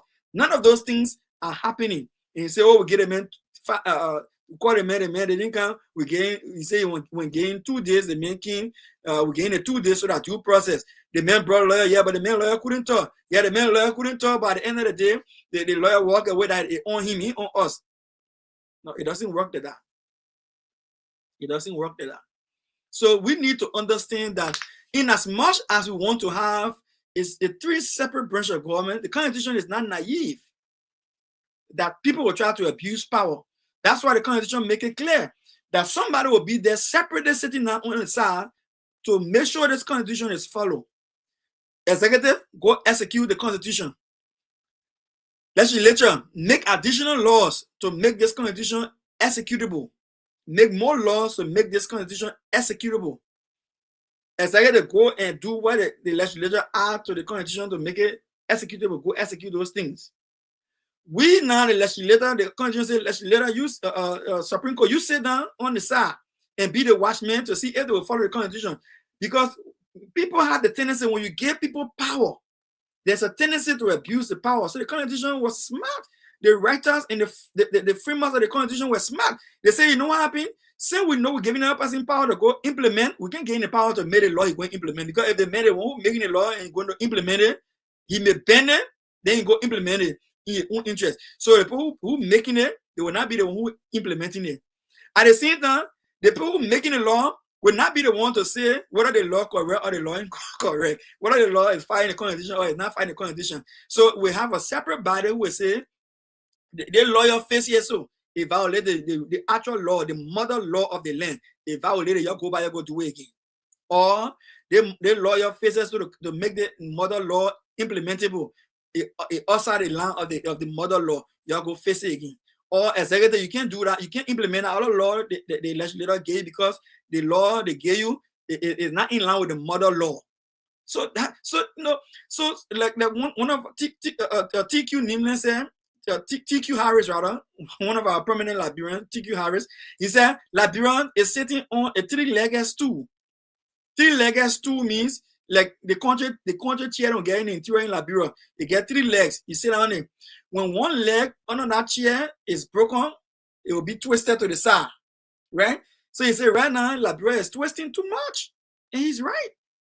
This one there's one branch of government, the legislature. They seem to be gravitating to where they believe they are above the Constitution, they are above the law, they are above the rule of law, and that is dangerous for our democracy. And there where every well-meaning Liberian need to put their foot down, and don't just say, oh, because I'm a party in power now, so it's okay. Let me say this as I draw this program to a close. Let me say this. The thing here is that when you violate one law, or one person's right, one citizen's right, and everybody keep quiet, the next thing you'll notice, the people who violated that first right, everybody kept quiet. they will start getting bold now. They go violate another person right. When you go low, they start violating 2 poll right. Then go to 10 to 3 poll right. You go low 4 poll. When you go low, they start, then they get through the constitution away now. We get the numbers. We get the numbers. We get the numbers. You may have the numbers, but the numbers may not align with the laws you're trying to push out there. It's not aligned to it. So if it's not aligned to it, the number becomes nullified. Nullified. So let me give you example what I mean. The number becomes nullified.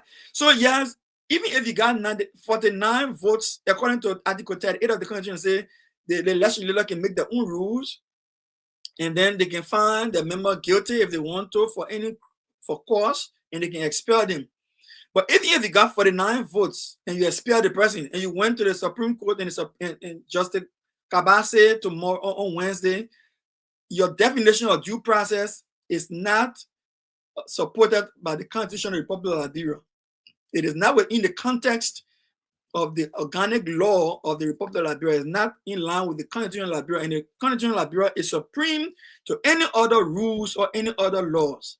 And because the Constitution of Liberia is supreme to any other rules or any other laws, according to Article 2, your laws does not overshadow the Constitution. So your action against Yeka Koruba, though you got 49 according to your laws, your rules rather, but your due process was not proper in accordance to law, your action taken against him is ultra virus. If it's ultra virus, it's finished, meaning say you go back to status quo ante. Meaning, go back, everything will be just as to say it never happened. Like it never happened. So they will walk out of the court. Yeka Koruba will be representative for district number 10, and if they say they never remove him. Like they never remove him. That's what will happen. Or Yusuf Kaba will say, you know what happened? I'm a friend of President Boakai. And because I'm a friend of President Boakai, and President Boakai took the phone and called me and said, you know, in that case, I come in on Wednesday, you kick that case out there. You kick it out. Then they'll come and say, oh, I got a bit of information. Come and say, oh, I did not get due process. Then the man say, oh, but you've been removed. And the people say they cited you and you went there and so blah, blah, blah. I mean, the decision has been made, you go and finish. So now, of course, now has to be tested.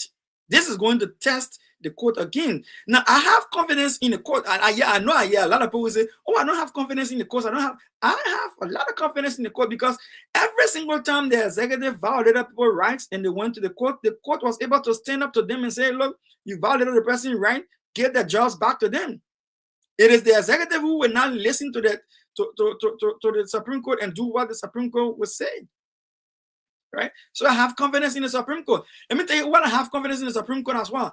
When the Fanatic Kofa case happened, and even the Chief Justice Tue misinterpret the Supreme Court opinion, when all the guys, the Saint Jean Colette, then for the family, then were all the social media then saying the Supreme Court rule in their favor, all the kind of thing, and some other, Konneh lawyers, then with our principles and all, legal ethics went against the Supreme Court itself that is supposed to be standing for.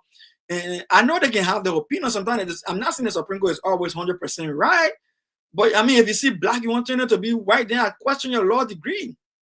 Question your law degree, right? And then the twisted all the Supreme Court opinion only to go back to where the Supreme Court said, listen, we're very clear in our ruling. Everything that you did outside of the official function of the presiding, who is the Speaker of the House of Representatives, J. Fonati Kofa, who was present in the country according to your rules and your law, say the person, if the Speaker is present, he must preside. You can't leave the Speaker present in the country in his chambers and go downstairs and get the Deputy Speaker and go hold another section there and appoint another speaker or elect another speaker. All of that thing you did was null and void. What happened at the end of the day? At the end of the day, the Supreme Court was firm on its decision, and those guys went back into the regular section. Richard Kun acted as if he was no longer regime speaker. J. Funanikova had agreed to concede because he had lost confidence in his friends. So he stepped back. He said, no, I will step aside so you can do what you got to do. And then they went back now and did the right thing. And they had an election in the proper chambers, in the proper, perfect, correct setting. And Richard Kuhn was elected speaker, and today he is speaker. But besides that, every other thing that he did or they did as majority black was nullified, and they did not stand. If anybody told you say that it stand, is a lie. That's the reason why even after Richard Kuhn was elected speaker finally under the rightful procedure as the Supreme Court said they should do them, even the budget that they passed that year, the 2024 budget, that was still the 2024, I think, yeah, the 2024 budget. Yeah, the 2024 budget, they had to go back in 2024, what are 2024, somebody help me. But the budget, they had to pass another resolution to make the budget legal. To make the budget legal. They have to pass a resolution to make the budget legal.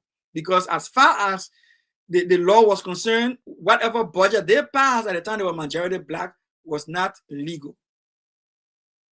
So you see what I'm talking about? So I trust the courts.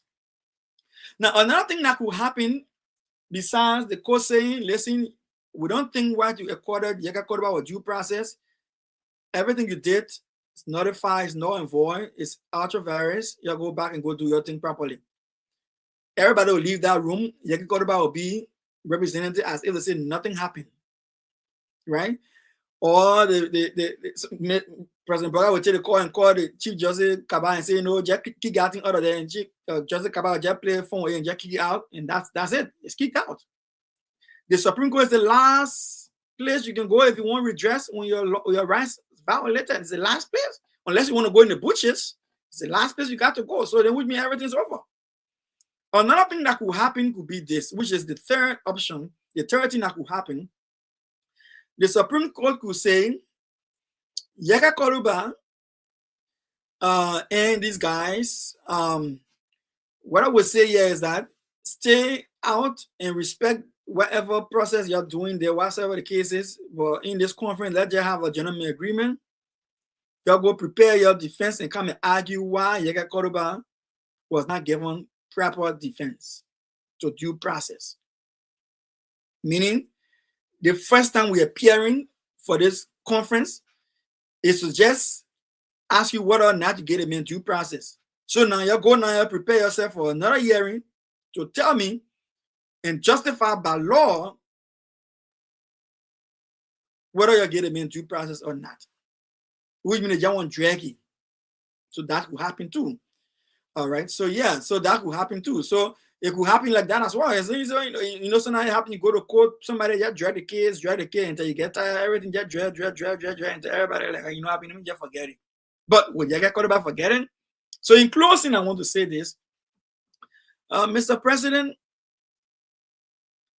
Liberians in the diaspora, a lot of us did not come into the diaspora because we wanted to come in the diaspora. People came in the diaspora because of circumstances back home in Liberia. And a lot of people who came back home and, you know, and get settled there and decide to stay back and keep the connection outside because there are not much opportunities back in Liberia. Everybody can go do government job. There's not a vibrant private sector there for everybody to go there and go do government job. No, it's not there, Mr. President. Another thing, Mr. President, even those who are outside who may not be in Liberia 100% sitting down there, some people got homes in Liberia, they got homes outside Liberia, and they are frequent back and forth. So you can't assume that they don't know what's happening in Liberia. Right? No, Mr. President, that's not true. Mr. President, also, it is important for you to note that people who you say don't understand what happened in Liberia are one of the most vibrant supporters of the economy of Liberia. They are paying people hospital bill, education bill, sleeping place bill, residency bill, buying houses, helping other people, clinics, building other facilities, and building schools and other things. They're doing a lot for the country. You can just dispel them. They do not live here. Like they do not belong here. This is a divisive rhetoric, and I don't think we need to be saying that. And Mr. President, for the office of the president, please be careful how you select parables or metaphors. People who may be educated in the Western world, as some of us who come outside and study outside, we can go back in Liberia and come with our Western mindset and forget our cultural mindset. You now who stay in the country all the years, 40 plus years in government, and now you elder and thing, you should be able to know the difference between Western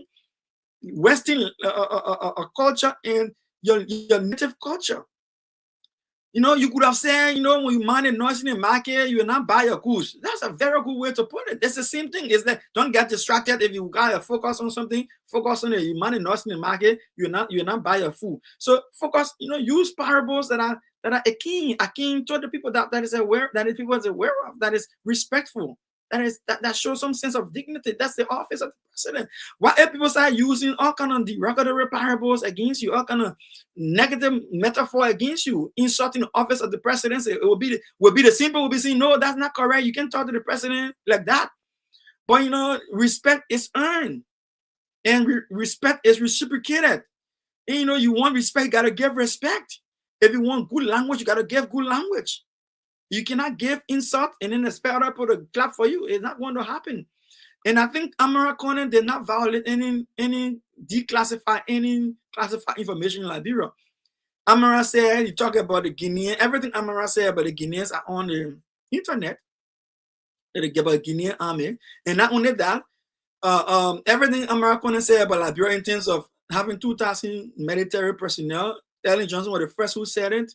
In an international speech, I was present at the time when she gave a speech, and she said Liberia is now is disbanding the AFL, and we're going to be retraining and reforming our army. We're going to train 2,000 strong army. It's spelled out clearly in her speech. It's a public record. Now, besides that, in majority of our technical papers, when we're talking about the military, is also in there. It's listed that you can go on the internet and go look for the technical papers on AFL that people talking about AFL. You see that the strength of AFL, the last one I just saw, somebody pulled out the number is down to 1,800. And everything I heard American Reddit saying here is that, listen, Guinea situation has shown us, and I heard that they don't see the same. Guinea situation has shown us that we are vulnerable. We need to pay attention to the military, to the AFL, pump good money into the AFL. The money we're giving to NSA every now and then, 20 million. 22 million on a covert. all the covert operation being carried on, all the intelligence, without know that Guinea coming across the border. So then all that 20 million, 22 million, 25 million to NSA. We never NSA never need to come in, somebody coming across the border. The country is a funny country. We need to start playing joke in our country. Put the money where the money is supposed to go. Put the money where the money is supposed to go. Put the money there, because when you put the money where the money is supposed to go, the country will be better off. Better off. All right. And then last but not the least, before I leave you, another area we talked about tonight was the issue about the Yeka Kodoba in the Supreme Court. And I want to say this. It's even more troubling besides disrespecting the court, besides targeting people because they are critical voice. It's even more troubling to me that people will sign people name and fake the very numbers they want to prioritize and call it politics by number. They want to disrespect the Supreme Court, disrespect the Constitution, then turn around again and forge signature among yourself. And then you want us to feel that it is okay that a representative whose name is on the list of people you said for the non-signature that offset Yeka Kodoba and led to his expulsion, right? And then one of your own colleagues come up and tell us and say, listen, I did not sign off on that paper. In clear terms, the man say over and over, he's talking, repeat it, I did not sign on that document is saying that they were showing that day in the session and they were putting on, he said, I did not sign that paper. So I think Liberia can do better. I think we gotta be careful. We got to know that Liberia is all we have. And let us be careful how we deal with Liberia, because at the end of the day, my people, let us keep this in mind. Liberia is all we have. And I always tell people this one thing. Nobody loves Liberia better than a friend. We all love Liberia, and because we all love Liberia, we all must continue to live. And I want to say thank you. I can recognize that name because everything is joined together on the YouTube channel. But thank you because they think their rules are above the laws of our country. No, their rules are not above the laws of the country. And I want to stop there and say thank you for joining me tonight.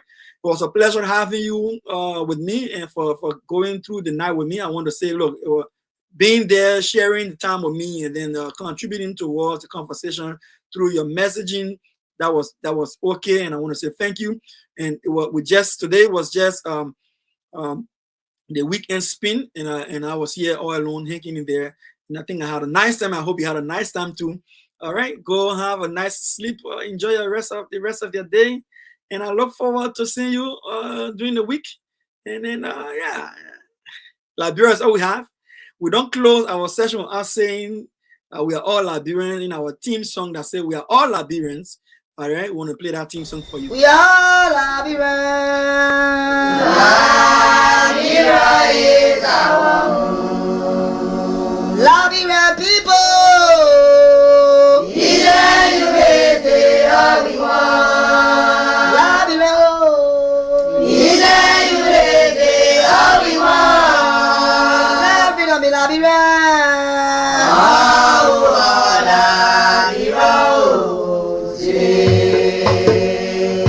Our brother, why are we?